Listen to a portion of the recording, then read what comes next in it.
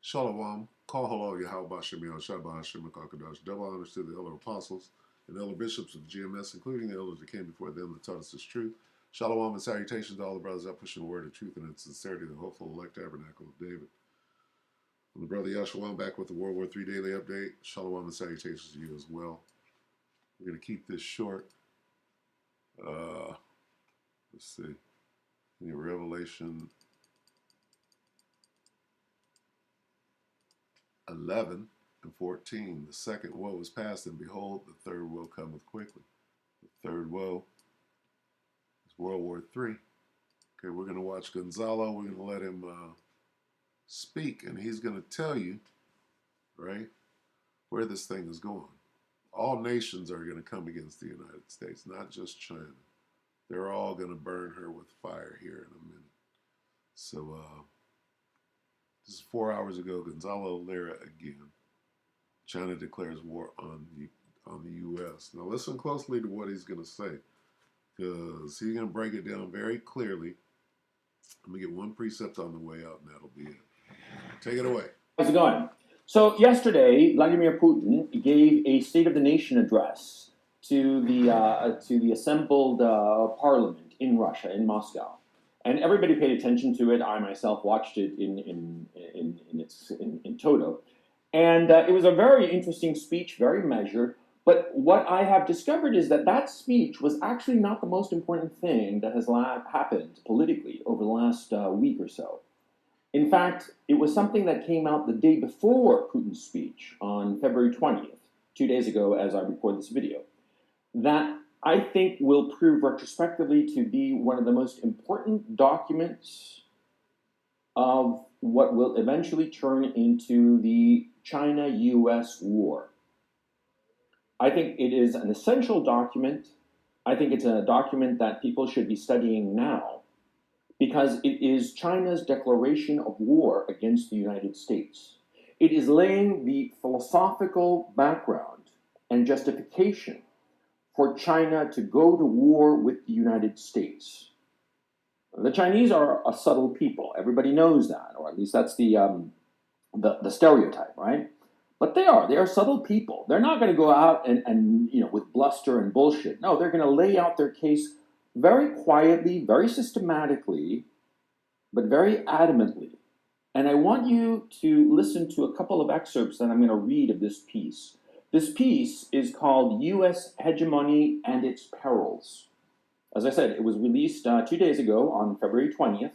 The link to this full document is in the description below. It goes directly to the website of the Chinese Ministry of Foreign Affairs. So it's indisputably a true document. It's not something that somebody made up. And I want to read you two parts. I'm going to read you the introduction and the conclusion. Now, both parts are very brief, but it is really, like I said, the prosecution's case against the United States. And let me read you first the introduction. Since becoming the world's most powerful country after the two world wars and the Cold War, the United States has acted more boldly to interfere in the internal affairs of other countries, pursue, maintain, and abuse hegemony, advance subversion and infiltration, and willfully wage wars, bringing harm to the international community. The United States has developed a hegemonic playbook to stage, quote, color revolutions, instigate regional disputes, and even directly launch wars under the guise of promoting democracy, freedom, and human rights. Clinging to the Cold War mentality, the United States has ramped up bloc politics and stoked conflict and confrontation. It has overstretched the concept of national security, abused export controls, and forced unilateral sanctions upon others. It has taken a selective approach to international law and rules, utilizing or discarding them as it sees fit, and has sought to impose rules that serve its own interests in the name of upholding a, quote, rules-based international order. This report, by presenting the relevant facts, seeks to expose the U.S. abuse of hegemony in the political, military, economic, financial, technological, and cultural fields, and to draw greater international attention to the perils of the U.S. practices to world peace and stability and the well-being of all peoples. Now that's the introduction. There follows 5 sections that expand on this introduction and the points raised by this introduction. The parts are, the first one is political hegemony, throwing its weight around. That's the title of the part. Part 2, military hegemony, wanton use of force. Economic hegemony, looting and exploitation. Technological hegemony, monopoly and suppression. And finally, part 5, cultural hegemony, spreading false narratives.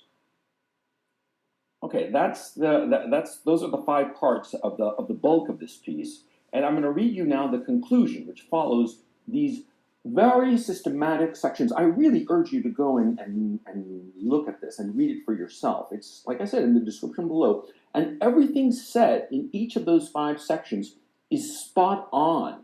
And more importantly, any nation outside of the United States will read these points and just nod along and say, oh yeah, that's exactly how the United States behaves. It acts like a bully, like a capricious bully that uses its power indiscriminately, egotistically, just to achieve its ends. Anybody outside the United States, and probably a lot of people in the United States who are more honest, they will recognize that everything that China is saying in this document is absolutely true. And here I come to the conclusion. Quote, while a just cause wins its champion wide support, an unjust one condemns its pursuer to be an outcast. The hegemonic, domineering, and bullying practices of using strength to intimidate the weak, taking from others by force and subterfuge, and playing zero-sum games are exerting grave harm. The historical trends of peace, development, cooperation, and mutual benefit are unstoppable. The United States has been overriding truth with its power and trampling justice to serve self-interest. These unilateral, egoistic, and regressive hegemonic practices have drawn growing, intense criticism and opposition from the international community. Countries need to respect each other and treat each other as equals. Big countries should behave in a manner befitting their status and take the lead in pursuing a new model of state-to-state relations featuring dialogue and partnership, not confrontation or alliance. China opposes all forms of hegemonism and power politics and rejects interference in other countries' internal affairs. The United States must conduct serious soul-searching. It must critically examine what it has done, let go of its arrogance and prejudice, and quit its hegemonic, domineering, and bullying practices. And that's the end of the document. I mean, and what's that say to you? Like I said, it's the prosecution's case against the United States, and it is going to get a resounding welcome hearing from the rest of the world, because the rest of the world looks at the United States as a bully, as a capricious, evil, cruel bully, and using its power which is quickly deteriorating. Because that is something that is not being said in this particular essay, but it's clear to all that its power is rapidly deteriorating. I think that this is an important document that you should read because you should understand where the Chinese are coming from, and you should understand that, I mean, there's no way for me to look at this document other than a clear exposition of why the Chinese are going to go to war with the United States.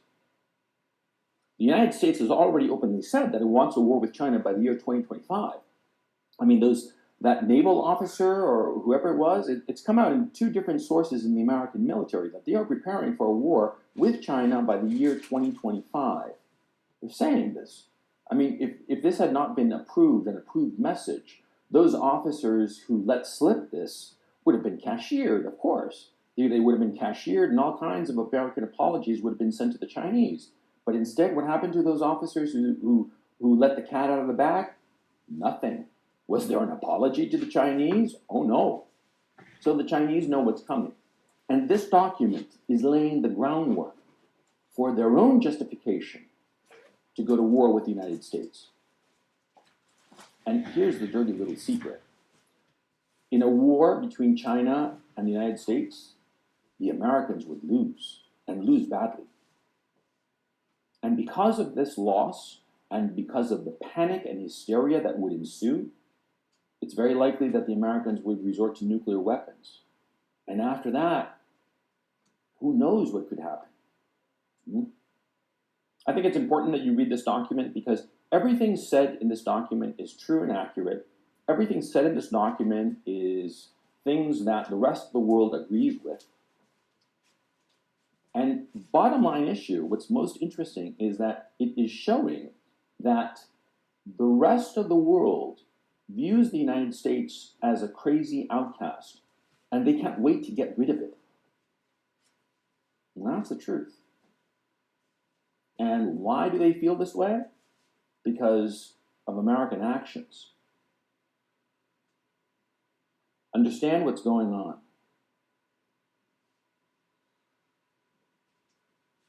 All right. So, with that being said, This is Democracy Now! Slocky. Yep, that pretty much says it all. Now, not only the American government and the American military, not only are they proud, but the American people, all right, the citizen, they're proud as fuck. All right, so what we're going to do is we're just going to quickly, so I don't run myself into trouble, we're going to show what's going to happen. Everybody knows this. Pride, what? Cometh.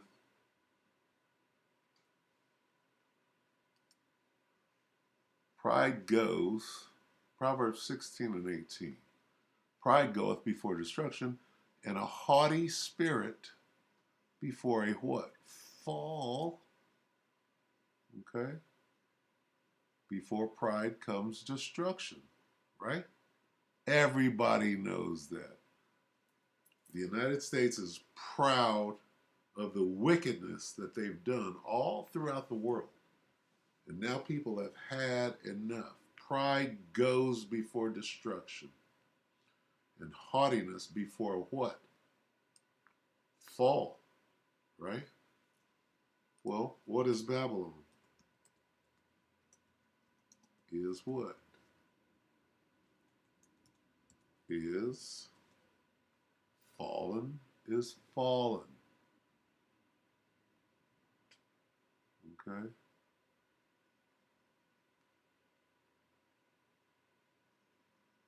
Let's see. Right here.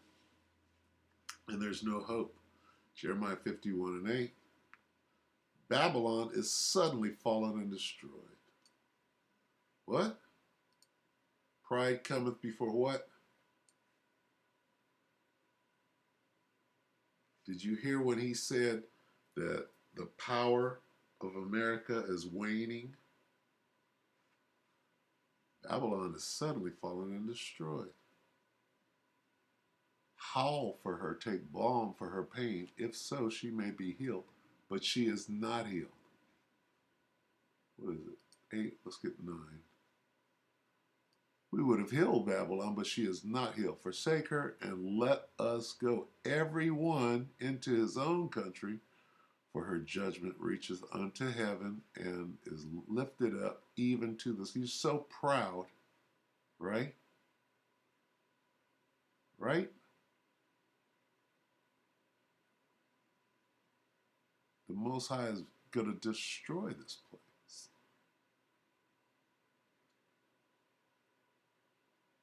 Let's read this. Jeremiah 51 and 11. Make bright the arrows, gather the shields. The Lord hath raised up the spirits of the kings of the Medes, that's Russia, for his devices against Babylon to destroy, because it is the vengeance of the Lord and the vengeance of his temple. This place is done. Is fallen, suddenly fallen and destroyed. Okay, pride cometh before what? The fall. All right, so we'll end it right there. I hope that the elect will edify you, brothers and sisters, with that shalom.